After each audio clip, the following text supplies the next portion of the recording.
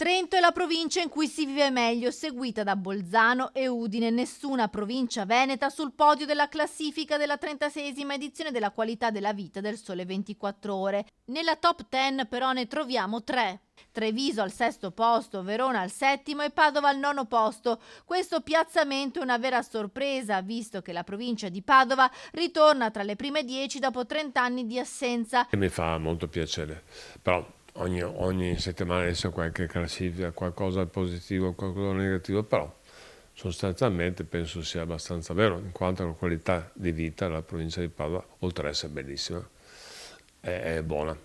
Io spesso, volentieri, giro per altri motivi e vedo dei luoghi incantevoli, non parliamo sempre dei soliti coriugani, piuttosto Abano, piuttosto che il Rodigino, veramente abbiamo luoghi splendidi, per cui la qualità di vita è sicuramente buona.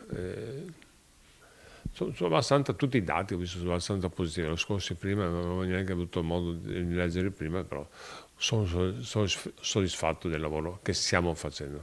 L'indagine del Sole 24 Ore dal 1990 misura i livelli di benessere nei territori italiani e i risultati presentati per il 2024 vedono trionfare nella top 10 il Nord. Nelle altre posizioni, infatti, troviamo le province di Bologna, Bergamo e Milano. Per quanto riguarda la provincia di Padova, si classifica prima nell'indicatore riguardanti la densità di tutti gli impianti fotovoltaici, mentre il peggior piazzamento è quello nella disuguaglianza del reddito netto, dove si colloca al 105° posto su 107. La provincia di Padova sale negli indicatori ricchezza e consumi di ben 18 posizioni e in quella di affari e lavoro e ambiente e servizi. Scende invece negli indicatori di sicurezza e cultura e tempo libero. È preoccupante perché sono i giovani, 15 16 anni, e qua praticamente mancano le famiglie, mancano i patronati, c'è un problema di sicurezza perché i ragazzini, è incomprensibile per me che un ragazzino 15-16 anni, una ragazzina, va via col coltello in tasca. È ancora peggio quello dello